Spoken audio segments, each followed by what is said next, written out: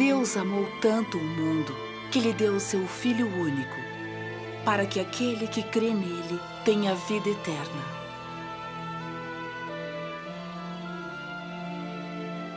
Nós somos como peregrinos na terra.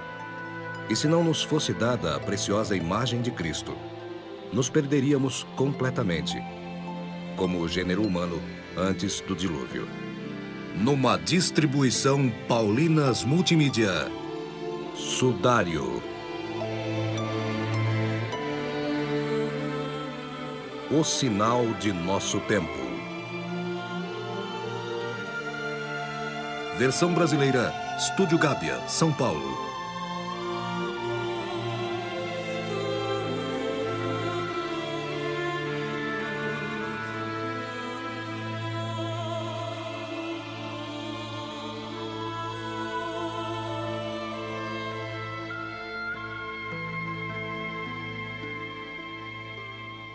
O Santo Sudário está aí com características morfológicas de marcas de sangue, declaradas verdadeiras pelos biólogos. Surge daquele lençol de 2000 anos a imagem comovente de um homem torturado, flagelado, coroado de espinhos, condenado à morte numa cruz. Em vez da habitual quebra das pernas dos crucificados, os soldados, vendo que Jesus já estava morto, não usaram esta prática, mas um deles, para ter certeza que Jesus estava morto, golpeou o lado direito do tórax com uma lança. Este documento singular se caracteriza por uma dupla impressão de um corpo que, assumindo a rigidez cadavérica, permaneceu com o rosto inclinado também no sepulcro, como o Jesus nos evangelhos. Tudo isso tem valor de testemunho escrito com caracteres de sangue. O corpo do homem do sudário, envolto nesse lençol, apenas por um curto período de tempo, surge como um negativo fotográfico apresentando o corpo martirizado de Jesus, visto há um tempo de frente e de costas, com pontos de concordância rigorosamente exatos, como a marca do cravo, o prego, entrada e saída que atravessou os pés do Senhor.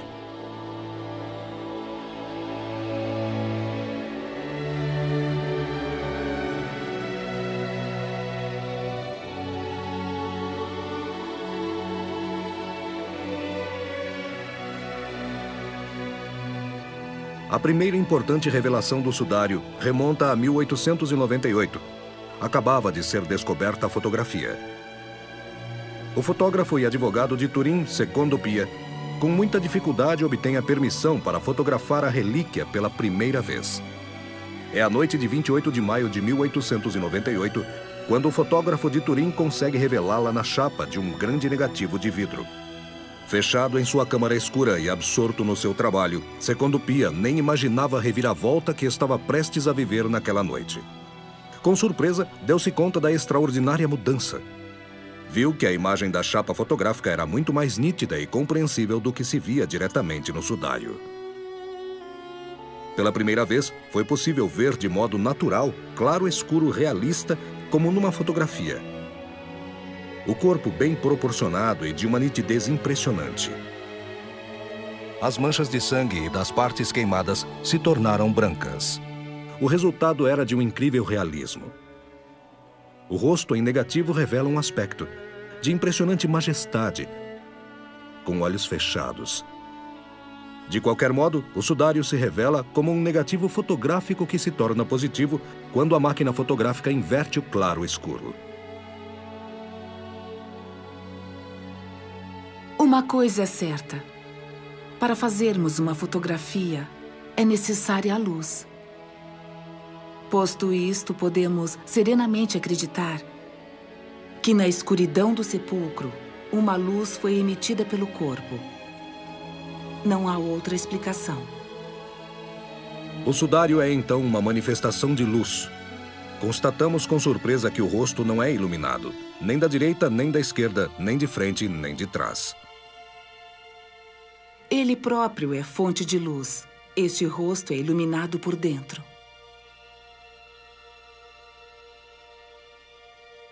Marca feita de luz. Isto é a fotografia. Qual é a reflexão que quero fazer com vocês? É uma reflexão que me enche de comoção. O que eu quero dizer é exatamente o seguinte: que não apenas Deus mandou seu filho e o fez assumir a forma de um homem, mas pensando em nós, homens da civilização da imagem,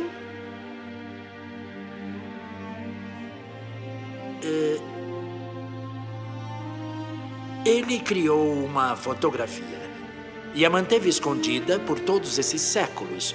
E quando chegou o momento certo para que se pudesse entender o sentido deste tesouro escondido,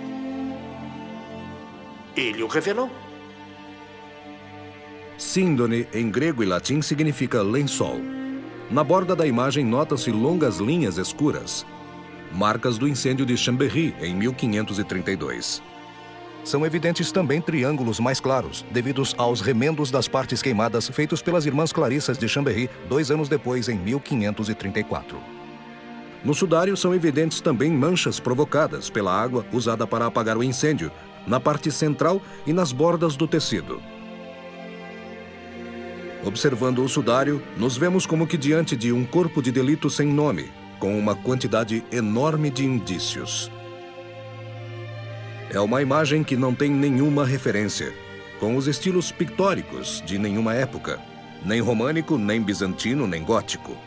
Os resultados dos exames efetuados em 1978 pela Sturp, projeto de pesquisa do sudário de Turim, confirmam que a imagem não é pintada, nem impressa. Não é uma pirogravura, nem existe nela pigmentos, nem corantes usados por pintor e nenhum material orgânico. Não é uma imagem gerada pelo contato com um baixo relevo aquecido. Para ver este rosto e entender algo da imagem é preciso estar a uma certa distância. Aproximando-se, não se vê nada.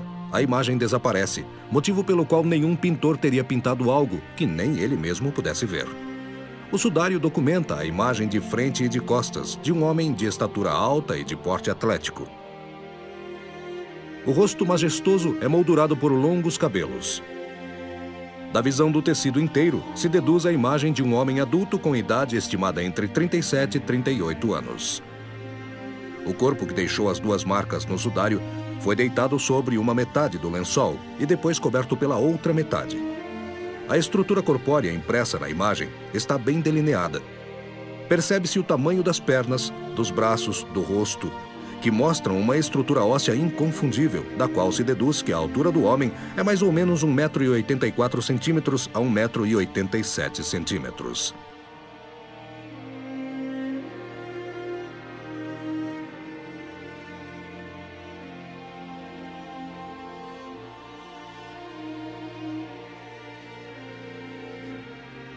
A imagem característica surpreende o visitante, choca o fiel e dá indicações muito precisas ao técnico. Trata-se de um corpo humano no estado de rigidez que se chama de rigor mortis, que mostra lesões incompatíveis com a vida e a saída de sangue que corresponde ao sangue de um morto e não de uma pessoa viva. De fato, estamos diante de uma imagem de um cadáver.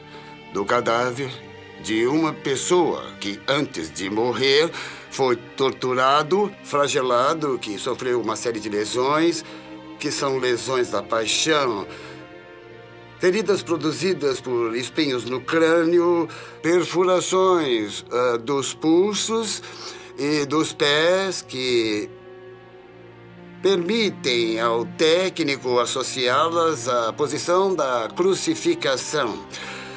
E ainda se vê um grande corte do lado direito do tórax, com características de um ferimento causado por um objeto perfurante do qual jorrou muito sangue. Os primeiros cortes provocaram uma hemorragia, da qual restaram sinais que correspondem às características vitais. A segunda mostra a saída de um sangue de cadáver. Os cientistas ainda não conseguiram determinar o mecanismo físico-químico que produziu a imagem superficial e levemente amarelada, nem tampouco reproduzi-la. os especialistas tendem a acreditar na presença de uma energia desconhecida. Esta questão foi estudada por pesquisadores de história da arte, iconografia, numismática, fotografia, microscopia, anatomia, ciência dos tecidos, palinologia, eidomática, patologia, traumatologia, radiologia, física, química, biologia, microbiologia, informática, matemática, antropologia, história da cultura, direito romano no que se refere à crucificação, costumes judaicos de sepultamento, exegese bíblica e teologia. Não é certamente temerário definir o sudário como a peça arqueológica mais estudada. Além disso, o sudário deu origem a uma nova disciplina científica, a sudariologia. Segundo especialistas, a tipo de tecelagem indica que o tecido deve remontar ao século I. Trata-se de pano de linho tecido em espinha de peixe, diferente do estilo de tecer dos egípcios, que fiam em sentido anti-horário. Os fios do sudário, ao contrário, apresentam uma fiação em forma de Z. Este elemento remete a uma origem sírio-palestina. Incomum é também a trama do tecido, produzido num tear a pedal. Pela época em que foi feito, pode ser considerado um tecido muito refinado. Os antigos egípcios usavam teares semelhantes ao que foi usado para tecer o sudário. No microscópio, a fibra de linho aparece como um tubo transparente com um canal interno. Cada fio de tecido é constituído de 80, 100 até 120 fibras. O sudário chega a Turim em 1578. Desde então, foi conservado ininterruptamente na Catedral de Turim. Os duques de Saboia o transferiram naquela época da região da Saboia para Chambéry, no sul da França. A transferência foi uma homenagem ao São Carlos Borromeu, que, para agradecer ao Senhor por ter libertado Milão da peste, fez a promessa de ir à França a pé para homenagear o sudário. Desde então, este se encontra em Turim, capital piemontesa, recebendo o nome de Sudário de Turim.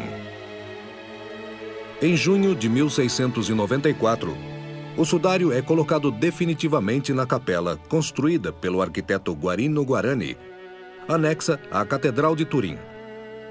Em 1993, o sudário é transferido temporariamente para trás do altar-mor da Catedral de Turim, para que se realizassem os trabalhos de restauração da capela de Guarani.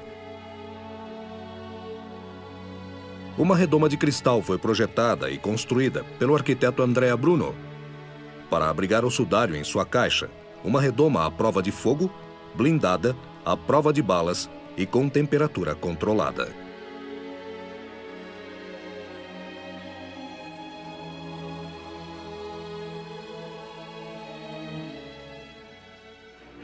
Na noite de 11 para 12 de abril de 1997, os trabalhos de restauração estavam quase terminados, quando um incêndio de grande proporção se alastra pelo interior da catedral, onde há 4 séculos era conservado o sudário.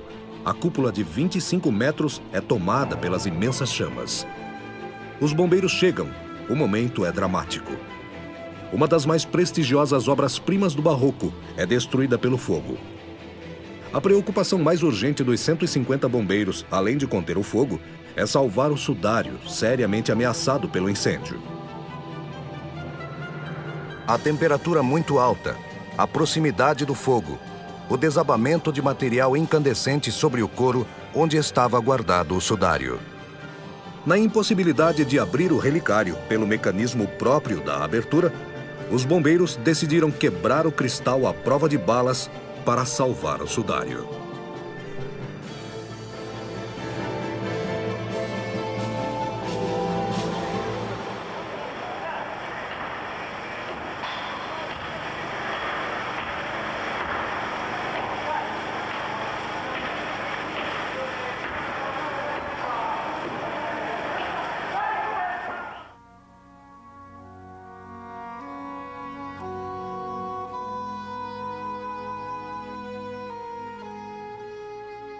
Finalmente, depois de cerca de 15 intermináveis minutos, num clima de forte tensão, chega-se à parte interna da redoma que abriga o precioso tecido. À 1h30 daquela trágica noite, o sudário é salvo. Os bombeiros, como guarda-costas, o transportam para fora da catedral. Uma vez retirada a caixa com o sudário, ela é levada no carro da polícia à casa do cardeal de Turim, Giovanni Saldarini.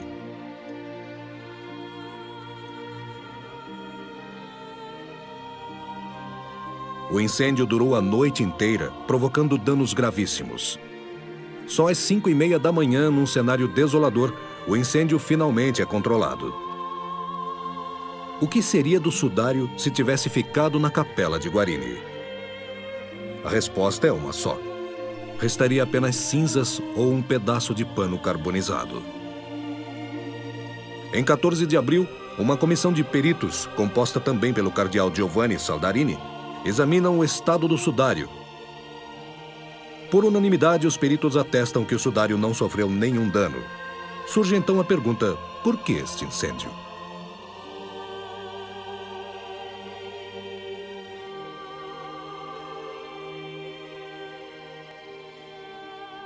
Um ano mais tarde, depois de um exílio forçado num lugar secreto, o sudário volta para a catedral. Na presença do cardeal Saldarini, ele é aberto cuidadosamente. Um grupo de especialistas trabalha para nivelar as várias dobras. A operação dura várias horas. O projeto para garantir melhor a sua conservação teve início em 1992, quando foram convocados a Turim os maiores estudiosos do sudário.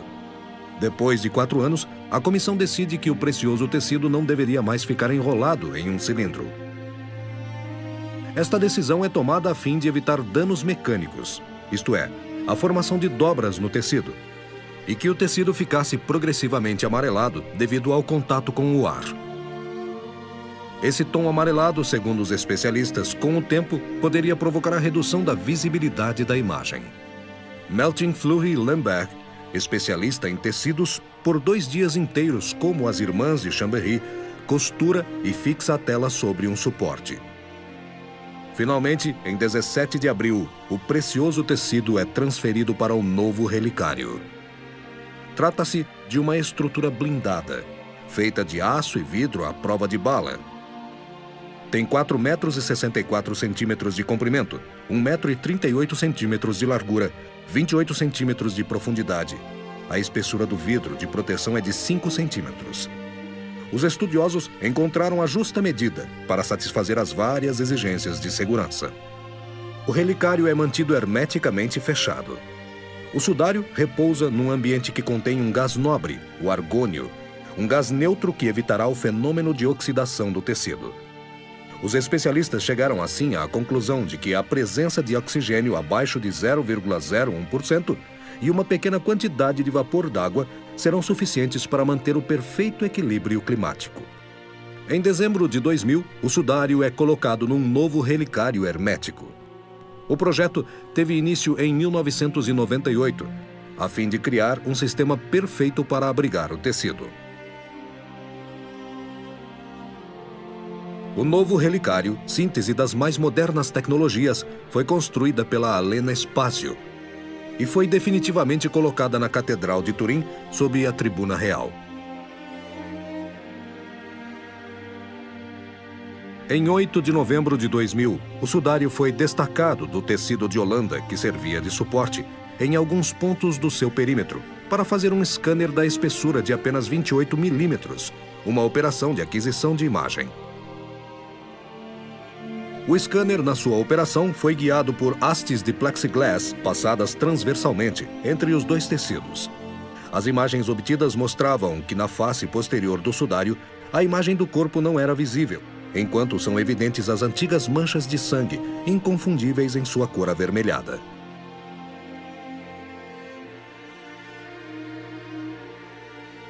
Dois anos depois, de 20 de junho a 22 de julho, em total segredo, depois de um longo período de estudos e avaliações dos especialistas, começa a operação de separação do tecido, remendado pelas irmãs Clarissas de Chambéry em 1534 como suporte do sudário.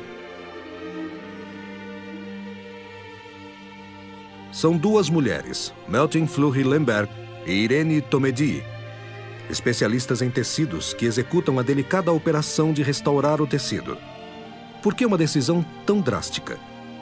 Os especialistas do Comitê para a Conservação consideraram a intervenção inadiável para eliminar os resíduos de carbono e as impurezas que se depositaram entre os intervalos do remendo, o tecido de Holanda e o sudário, o que poderia causar a deterioração da relíquia. A história antiga. A história antiga do sudário é ainda hoje muito problemática. Na verdade, documentos que nos permitam ligar o sudário de Turim com o sudário mencionado nos evangelhos não existem. Temos de nos contentar com a informação de que, desde os primeiros séculos, existe a tradição da conservação dos objetos sepulcrais de Cristo, do qual faz parte um sudário, e mais tarde surge um sudário com a figura de Cristo. Ao contrário, a história, digamos, moderna do sudário é mais documentada. Ela começa a partir da metade do século XIV. Desde então até hoje, uma série ininterrupta de documentos serve para ilustrar, mas, sobretudo, para demonstrar que o sudário, que é hoje conservado em Turim, é a mesma que estava na França, em posse da família Charny, por volta da metade do século XIV. Eu considero estes documentos muito interessantes e importantes, não tanto para pesquisar ou dar notícias sobre a autenticidade do sudário, mas para nos esclarecer sobre o seu valor essencial, isto é, o modo pelo qual os homens se referiram a ele com o passar do tempo e como a mensagem que procede do sudário se difundiu e foi recebida pelas culturas através dos séculos. Todos estes documentos são interessantíssimos sob este ponto de vista e nos dão a medida da devoção, da piedade que este tecido, com esta extraordinária imagem, suscitou nos homens de várias épocas. Por isso, são muito importantes ainda os documentos iconográficos, que são também outros documentos da história do sudário. As primeiras imagens cristãs são imagens simbólicas: o pão, o peixe, a âncora, a cruz. O cristianismo, por volta do ano 300, existia, por assim dizer, na clandestinidade. Quando a doutrina de Cristo começa a ter o apoio de Constantino por volta do ano 313, pela primeira vez se gravou o monograma de Cristo nas moedas romanas. Num texto do Pseudo-Cipriano, no século III ou IV século, se encontra referência a uma carta de São João, na qual Jesus diz: "Vocês me verão como se vê alguém na água ou num espelho." Assim é o sudário conservado até hoje em Turim. Mas no século IV aparece um rosto de Cristo bastante particular, de onde veio a inspiração do artista que o pintou. O sudário inspirou o artista que pintou a imagem do rosto do Sinai. O sudário, comparado com esta imagem, representa cerca de 250 pontos de semelhança. Levamos em consideração uma dezena de ícones que datam do século VI ao século XIII para ver se eles têm, de alguma forma, características similares. O estudo deles, mediante um tratamento automatizado, que os traços característicos, os traços antropométricos apresentados por esses ícones, demonstra a existência de grandes coincidências, como se existisse uma imagem de referência que tivesse sido propagada através dos séculos. Estas comparações com a imagem do sudário, sem as feridas e em posição frontal, evidenciam que há uma grande semelhança, o que faz pensar que a imagem é de Cristo. Que a difusão em séculos de iconografia do rosto de Cristo tem origem em alguém que possa ter visto Cristo ou de alguém que tenha visto o sudário e que dele tenha capturado seus aspectos característicos. A Idade Média inaugura uma teofania das imagens de Cristo. Estes rostos cheios de espiritualidade, semelhantes aos rostos do sudário, dominam toda a cultura iconográfica medieval, dizia o Papa Adriano. Por meio de uma imagem visível, o nosso espírito será transportado por atração espiritual à majestade invisível. Todas essas representações testemunham que o sudário foi revelado aos artistas aos poucos. Isto é típico da revelação de Deus. Deus se revela pouco a pouco a quem o busca. É no sudário que encontramos a imagem mais perfeita do Deus invisível, que podemos contemplar e adorar. Um precioso testemunho escrito em francês antigo por Robert de Clary, o cronista da Quarta Cruzada, narra que antes da segunda tomada de Constantinopla, hoje Istambul, em 12 de abril de 1204, viu-se o Siduan, o sudário, que às sextas-feiras era exposto na igreja de Santa Maria de Blaquerne. O cronista escreve também: ninguém mais soube nem grego, nem francês o que aconteceu com este sudário depois da conquista da cidade. Segundo recentes estudos de alguns historiadores, entre eles o padre dominicano Duval, o sudário se encontraria na França, na Capela Santa de Paris. Balduíno II o ofereceu em 1247 a São Luís IX, rei da França. Entre 1353 e 1356, o sudário chega a Lirey. Seu novo proprietário é Godofredo de Charny. O sudário, por 530 anos, foi propriedade da Casa de Saboia. Em 1453, foi cedido ao Duque Lodovico de Saboia e à Duquesa Ana de Lusignano. A cessão foi feita pela última herdeira de Charny, Margarida, Condessa de La Roche.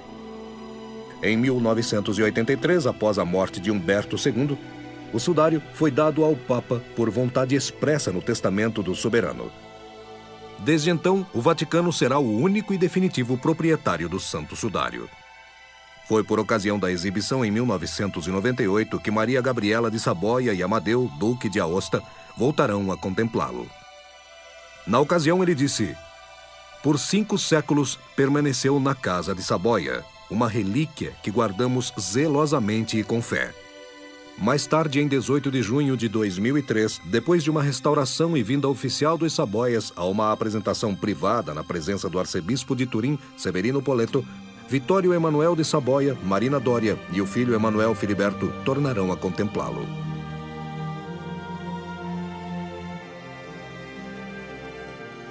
Em 1532, o sudário, em posse dos soberanos desde 1453, está em Chambéry.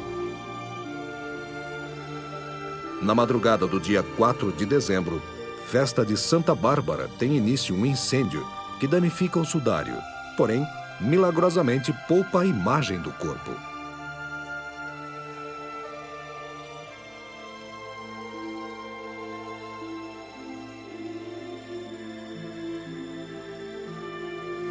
As irmãs Clarissas reparam os graves danos sofridos pelo sudário e rezam de joelhos por 15 dias. Lê-se no relato escrito pelas irmãs Clarissas: naquela imagem vemos sofrimentos inimagináveis. Um rosto martirizado, sangue que escorre sobre a fronte, a face inchada e desfigurada pelos açoites cruéis, a mão esquerda ferida e colocada sobre a direita, a qual cobre o ferimento. A cabeça perfurada pelos grandes espinhos da coroa, colocada sobre ela. Grandes gotas de sangue coagulado nos cabelos, os ombros completamente estraçalhados pelos golpes do flagelo. O agnóstico Delade, em sua declaração à Academia Francesa, se expressa com estas palavras: se não é ele, Jesus, deve ser um delinquente comum, castigado pelos romanos. No entanto, será preciso explicar aquela serenidade majestosa que se vê naquele rosto. Mauriac define aquele rosto como uma nova ressurreição, Para Claudel, mais que imagem é uma presença. Pio XI disse: esta imagem por si vale mais que todas as pesquisas históricas.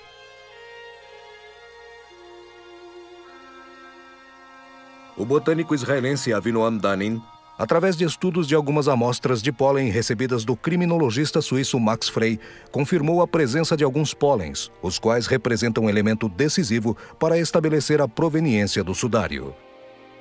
O pólen de algumas plantas são inconfundíveis à área onde crescem estas plantas. Reconduz à região de Jerusalém. Entre estes pólens estão os cistos créticos e o Zygophyllum dumossum bois.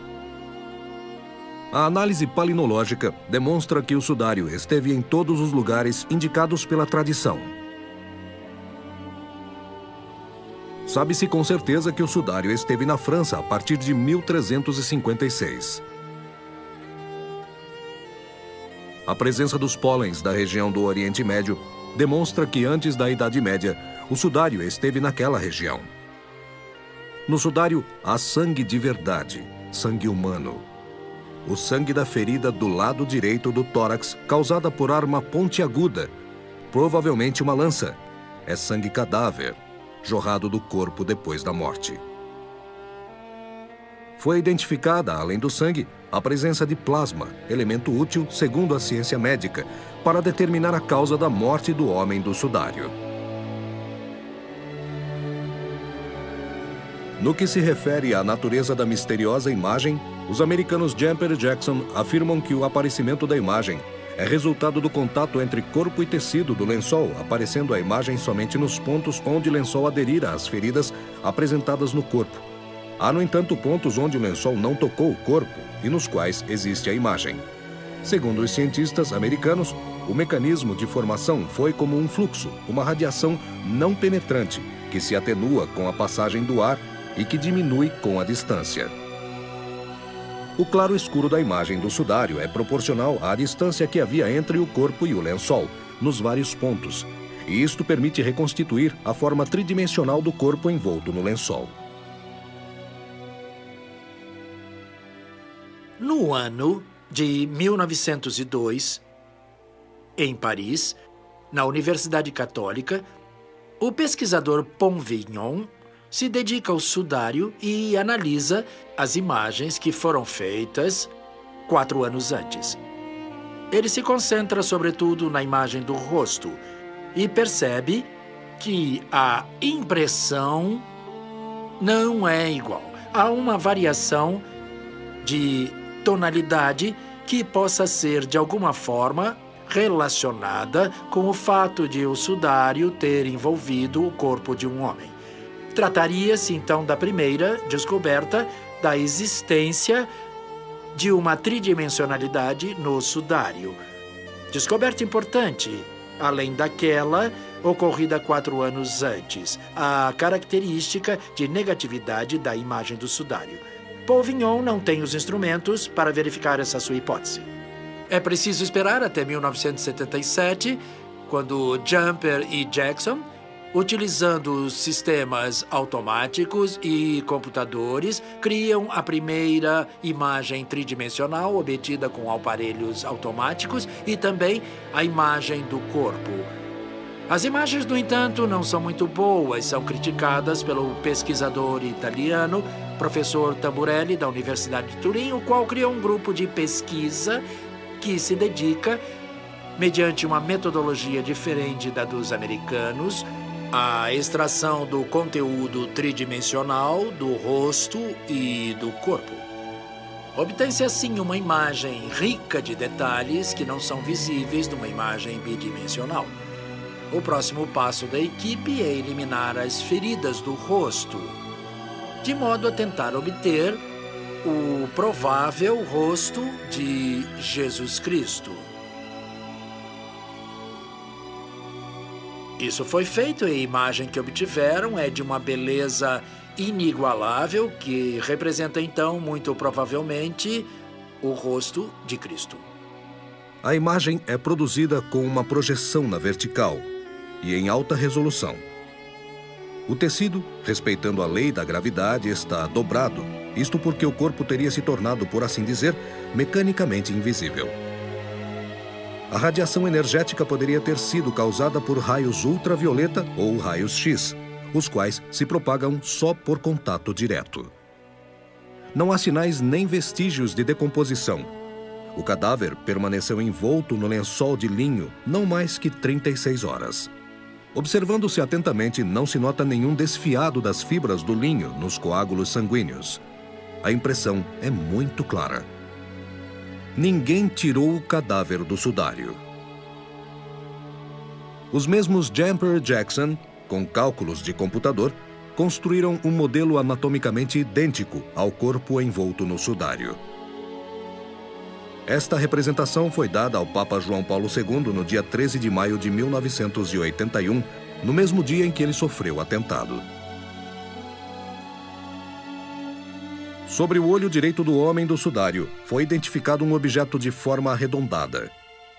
Segundo alguns estudos do padre jesuíta Filas e depois do numismático Mário Moroni, trata-se de uma moeda. A moeda, um litus, deixou impressas no sudário algumas letras e a forma de um ponto de interrogação. As letras fazem parte da escrita Tibério César. Alguns números indicam o ano 16. Era o ano 15 do reinado do imperador Tibério César e Pôncio Pilatos era governador da Judéia. Esta moeda foi cunhada e colocada em circulação um ano depois da pregação de João Batista.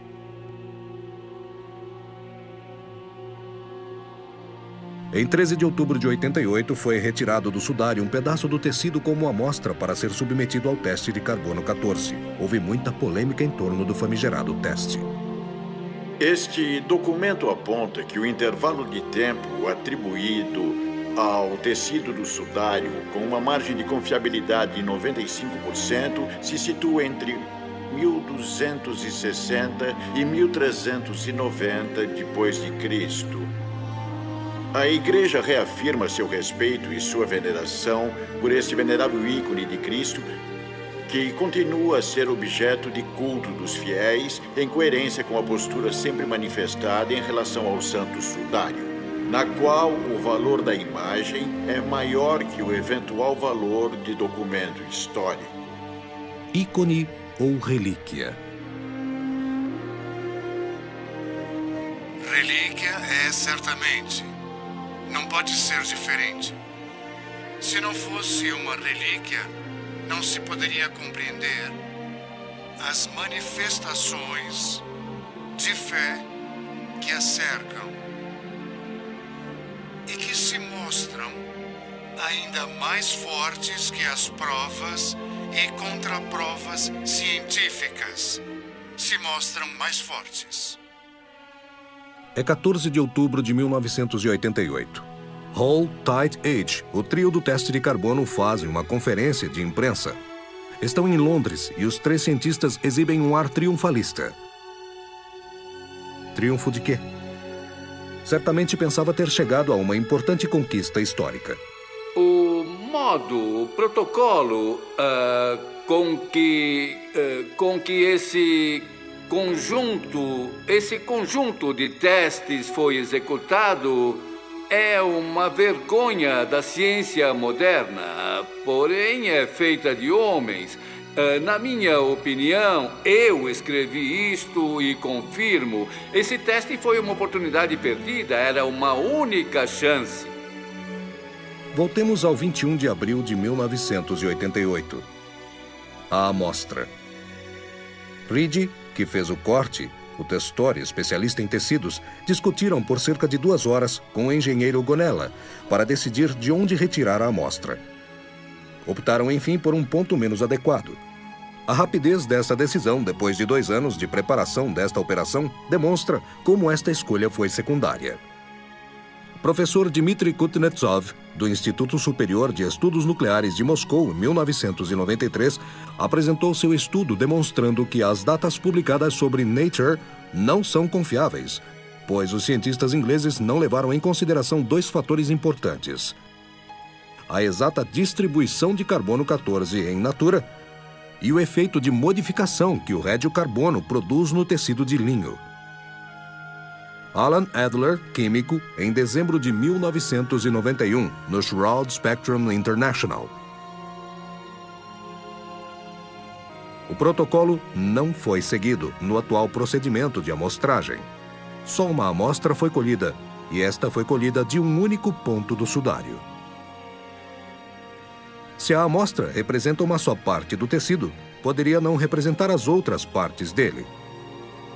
O pesquisador da Universidade de San Antonio, Texas, Garza Valdez, afirma que as fibras do tecido do sudário são revestidas de bactérias. Trata-se da Lichenotelia. Estas bactérias criaram uma espécie de crosta que envolve as fibras, um revestimento semelhante ao plástico. Segundo o pesquisador, essas colônias de bactérias interagiram quimicamente no tecido de linho, falseando a datação radiocarbônica de 1988. Garza Valdez concluiu que este revestimento bioplástico reduziu a idade do tecido. Portanto, temos uma boa razão para crer que o tecido do sudário remonta a uma data anterior à Idade Média. Uma miniatura de 1192, retratada do manuscrito Prai, hoje conservado na Biblioteca Nacional de Budapeste, mostra na parte superior a unção de Cristo, as mãos, à esquerda sob a direita, cruzadas sobre a região púbica, faltando o polegar.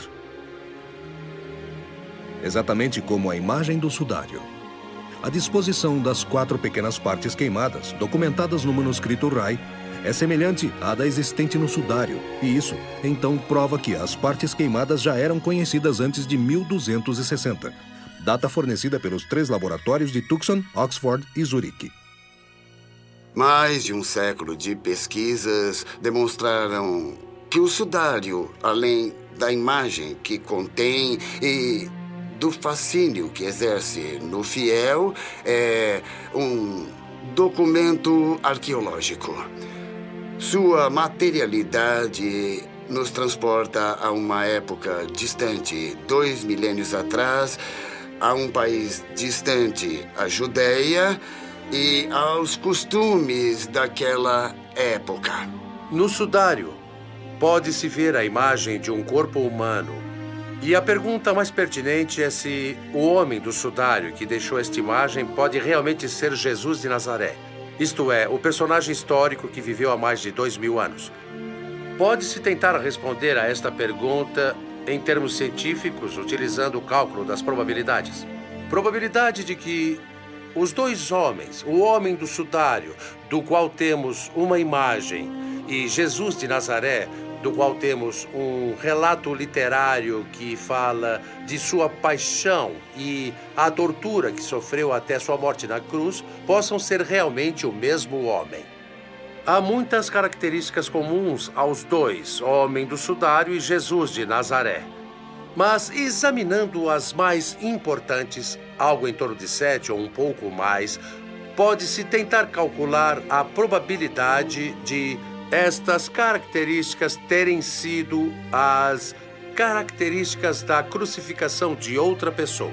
Por exemplo, se considerarmos o fato de que se costumava usar nas crucificações pregos, mas também cordas, o que era bastante comum, ou então que tenha sido usada sobre a cabeça uma coroa de espinhos que provocou as feridas bem visíveis no sudário, ou ainda que tenha transportado sobre os ombros a parte horizontal da cruz, ou que tenha existido um lençol fúnebre muito raro naquele tempo, já que os condenados à crucificação não eram cidadãos romanos que cometeram crimes e então pertenciam a camadas mais baixas da população.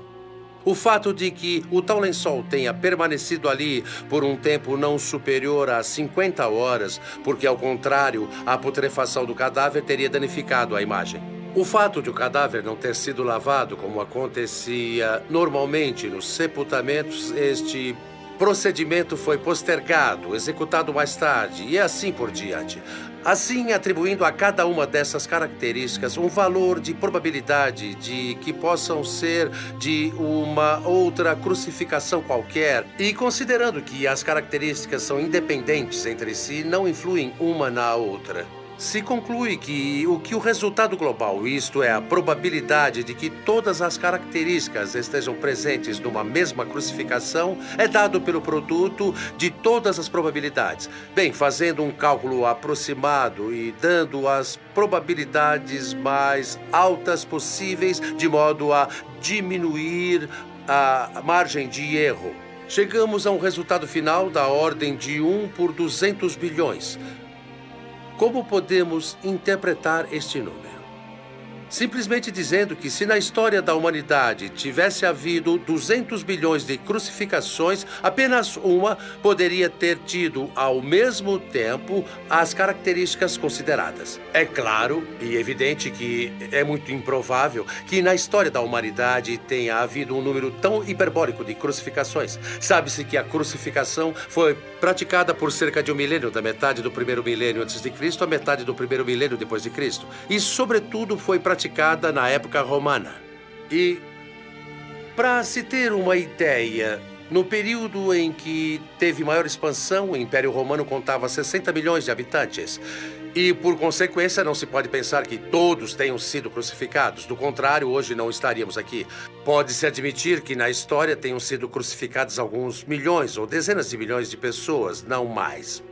Então, pode-se concluir que é verdadeiramente muito alta a probabilidade de que o homem do sudário e Jesus de Nazaré sejam a mesma pessoa, ao menos com base nos dados que a história, a arqueologia e o exame direto do sudário fornecem. Pode ser que no futuro próximo esses dados mudem e então se corrigirá este número, este cálculo. No entanto, com uma ordem de grandeza como esta, para poder mudar o resultado, é preciso mudar radicalmente os conhecimentos sobre a crucificação romana, o que me parece muito improvável. Uma contribuição muito interessante para a identificação do homem do sudário foi dada por Rebecca Jackson, uma pesquisadora de origem judaica que estudou seus traços anatômicos. Trata-se com certeza de um hebreu. Essa conclusão se deve, sobretudo, a 3 elementos: a proximidade dos olhos com a base do nariz, comprimento do próprio nariz e o volume do lábio inferior. É impossível falar do sudário sem fazer referência aos evangelhos. Todas as características peculiares, muito coerentes com a narração evangélica, são de uma realidade impressionante. O sudário é um lençol de linho que apresenta uma imagem com todas as fases da paixão e da morte de Cristo.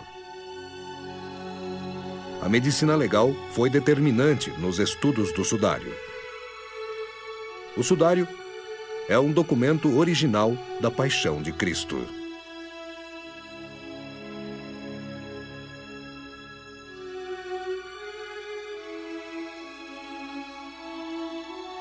O homem do sudário documenta uma ignominiosa flagelação.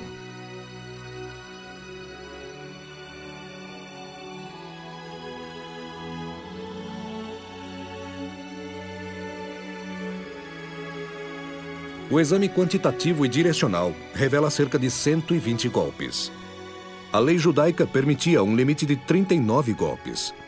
Neste caso, tal limite não foi respeitado, porque trata-se de uma flagelação romana.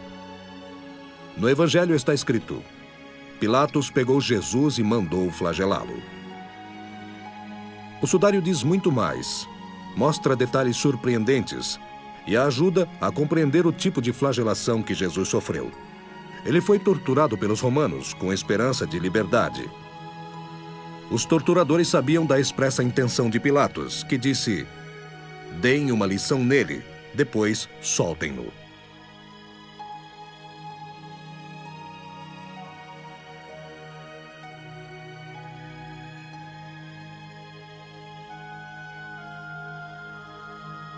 Quem olha o sudário e observa a direção dos golpes do flagelo, se dá conta que há 2 pontos focais convergentes. Os torturadores eram 2, colocados respectivamente à direita e à esquerda, com uma precisa e fria divisão de tarefas.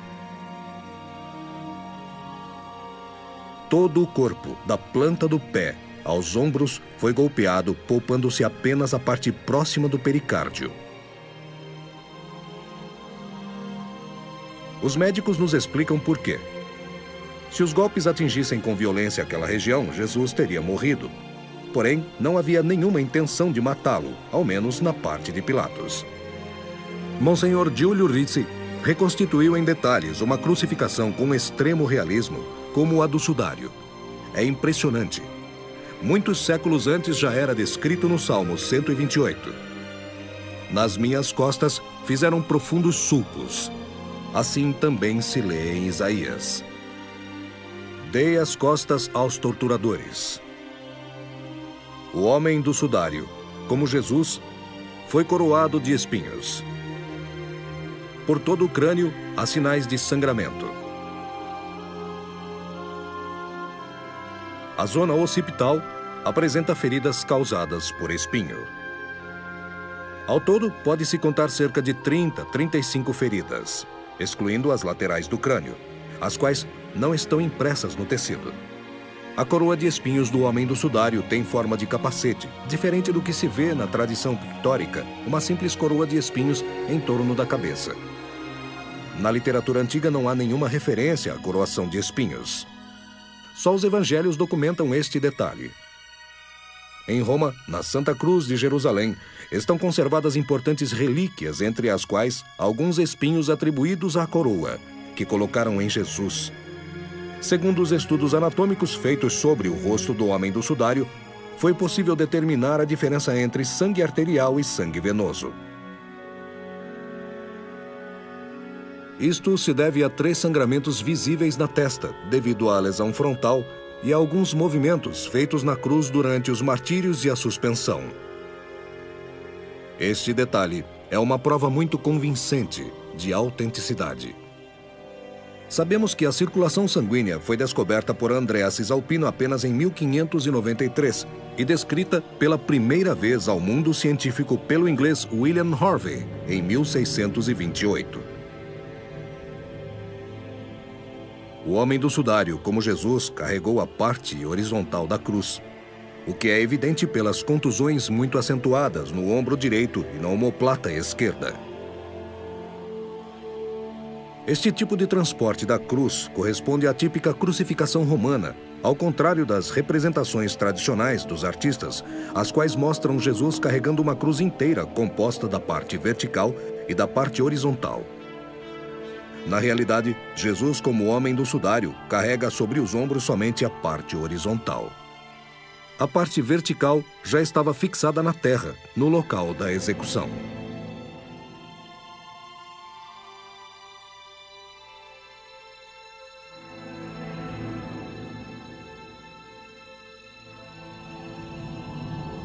A contusão nas costas do homem do Sudário é de 13 centímetros.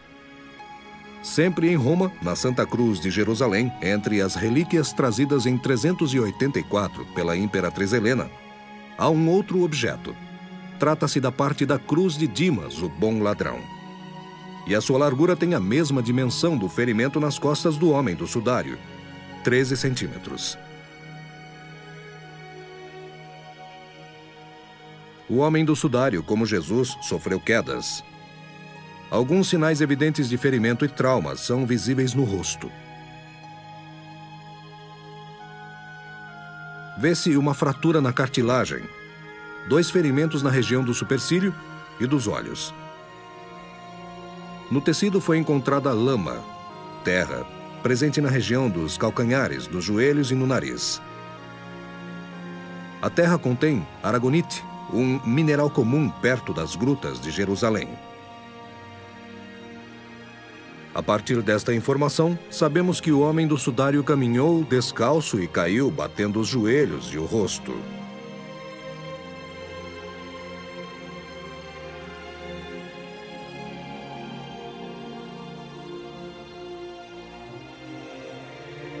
O homem do Sudário foi crucificado de acordo com os costumes romanos. Na imagem do Sudário, vê-se a ferida de um prego na altura do carpo esquerdo. É a primeira estranha revelação desta crucificação. Quase sempre os artistas, dos bizantinos aos modernos, localizaram o prego no metacarpo.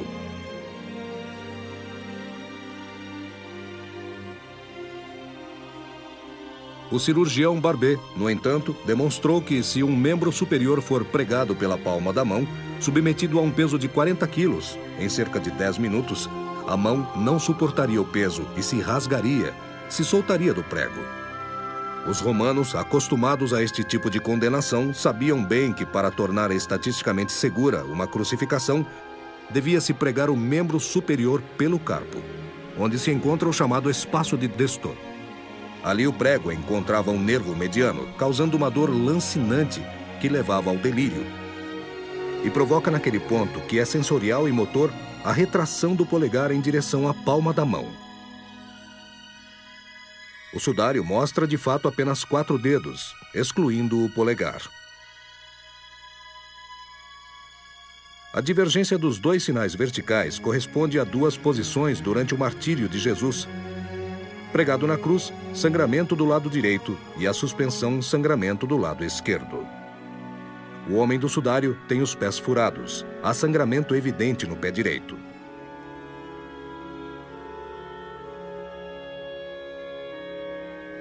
Para apressar a morte do crucificado, os romanos quebravam as pernas, impedindo assim os movimentos e a respiração, como mostram os restos do esqueleto de Hamitvar, encontrado em escavações perto do lugar da crucificação.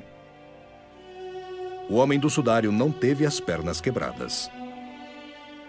Como viram Jesus já morto, não lhe quebraram as pernas. Mas um dos soldados lhe perfurou o peito com uma lança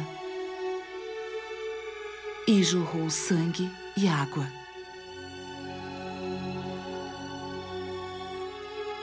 Foi atingido o 5º espaço intercostal. Deste modo deve ter sido desferido o golpe da lança. Com o sudário, se confirma a nós hoje a profecia de Zacarias que diz: voltarão o olhar àquele que transpassaram.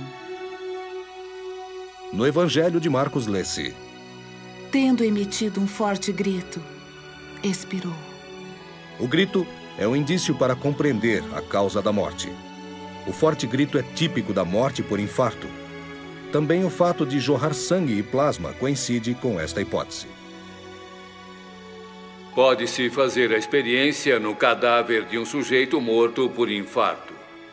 Por coincidência, a complicação do infarto era devida exatamente a uma ruptura do coração, um infarto que não foi curado, porque o sujeito praticamente não teve sintomas. No entanto, tratava-se de um grande infarto da parede do ventrículo esquerdo. O sujeito morreu gritando. E a incisão do bisturi, após algumas horas da morte, provocou a saída de uma enorme quantidade de sangue. A mesma quantidade de sangue que o sujeito histórico, que foi testemunha ocular aos pés da cruz, descreveu com tanta precisão.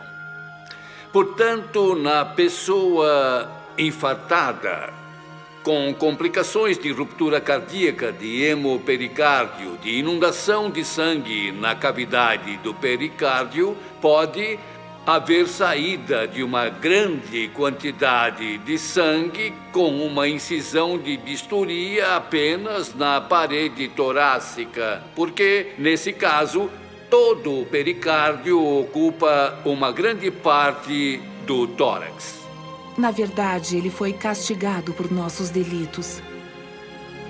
O homem das dores que provou bem o sofrimento, como já previa o profeta Isaías.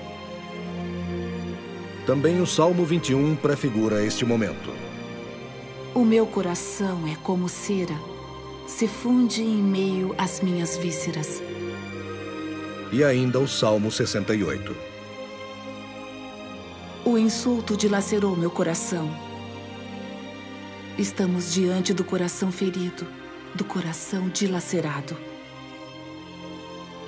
O que mais podemos questionar?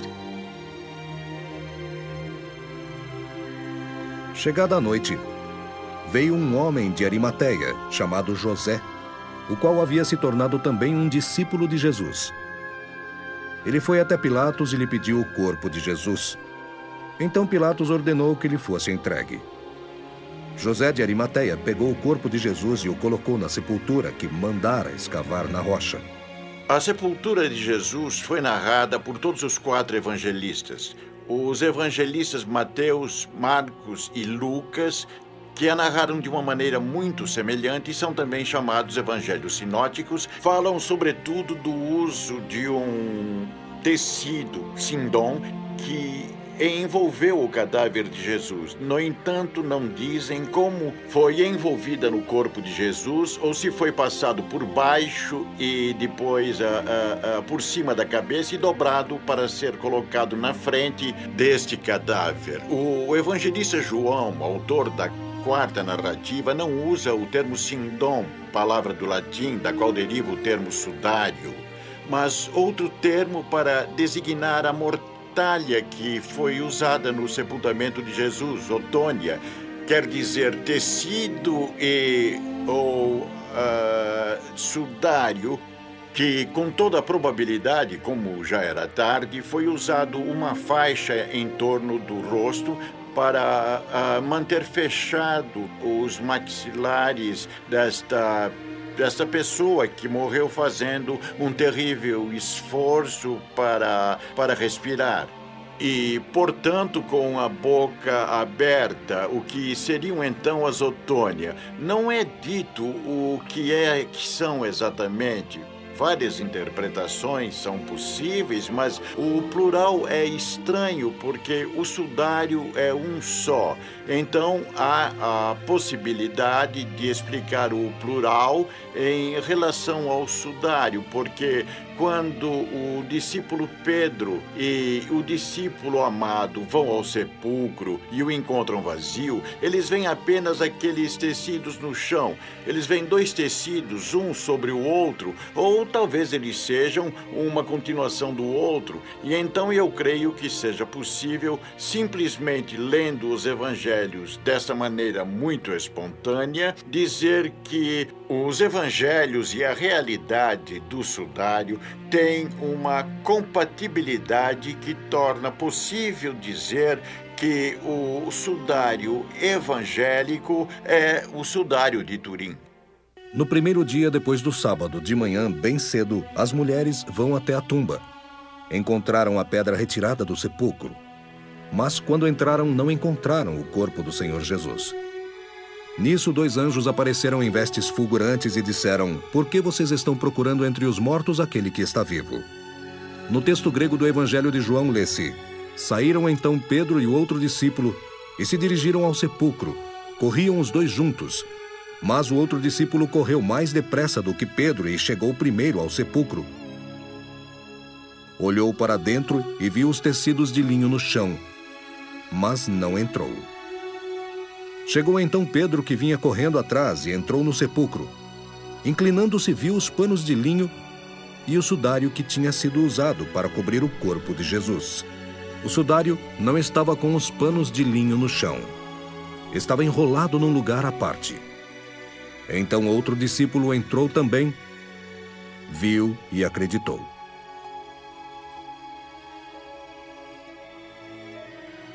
O texto grego do Evangelho de João usa 3 verbos: pleipein, vislumbrar; seorei, observar; idei, enxergar e acreditar. João viu e acreditou. Em que ele acreditou? Naquele sudário que viu jogado no chão. Como Pedro e João, que na manhã da Páscoa chegaram ao sepulcro, também nós fazemos um caminho até ver. Primeiro, vislumbramos uma imagem sobre aquele tecido e tantas feridas que nos fazem refletir no Cristo sofrendo, morto, sepultado. Depois, olhamos atentamente a relíquia e, enquanto a observamos, vamos penetrando em sua mensagem, contemplando o sentido profundo do que vemos. E como João, começamos a crer. Sentimos reforçada a nossa fé no Cristo ressuscitado. É evidente como o sudário fornece fortes indícios. O corpo não sofreu deterioração. Não permitirá que teu sangue veja a corrupção.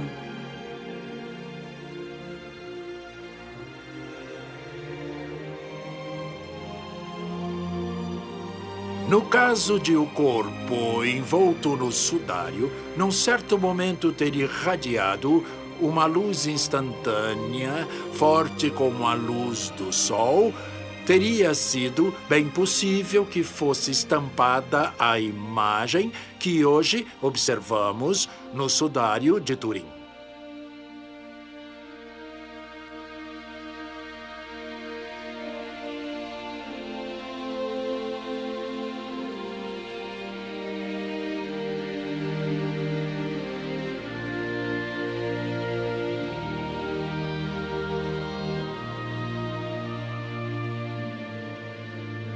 O sudário é provocação à inteligência. Ele requer todo o empenho de cada homem, em particular dos pesquisadores, para captar com humildade a mensagem profunda enviada à sua razão e à sua vida. O fascínio misterioso exercido pelo sudário induz a formular questões sobre a relação entre o Santo Sudário e a história de Jesus. A Igreja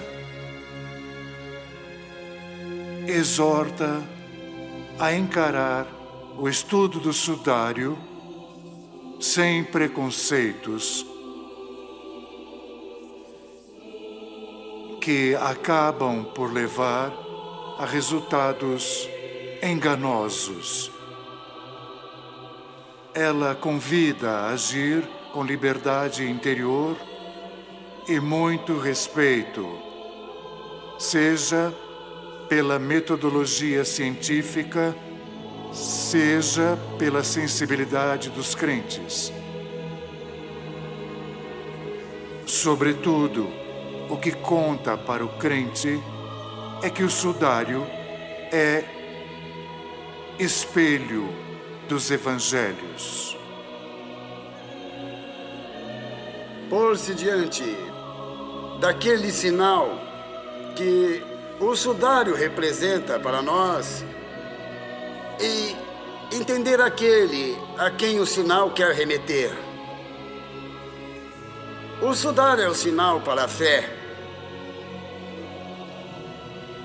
no sentido em que acabamos de falar, porque Deus se deixa ver na história da humanidade, porque Deus sabe que nós precisamos de sinais, sem os quais não poderíamos compreender a nós mesmos. Quando José de Arimateia foi rapidamente comprar aquele lençol para cobrir o corpo de Jesus, não podia certamente imaginar que estaria dando um testemunho para os dias atuais da morte e ressurreição do Filho de Deus. Através dos séculos, ecoam as palavras do apóstolo do coração de Jesus, o evangelista João, que repete a nós, homens do século 21. Isto que ouvimos, isto que vimos com nossos olhos, o que contemplamos e o que nossas mãos tocaram, ou seja, o verbo da vida. Nós o anunciamos a vocês, para que também vocês estejam em comunhão conosco.